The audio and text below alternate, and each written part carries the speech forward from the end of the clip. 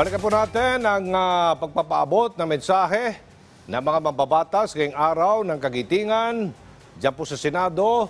Ayon kay Senate President Juan Miguel Zubiri, bilang miyembro ng Philippine Army Reserve Force, ay nais niyang magbigay ng pugay sa mga miyembro ng ating sandatang lakas, Philippine Coast Guard at pulisya na buong tapang na ipinaglalaban ang ating kalayaan at ang soberenya.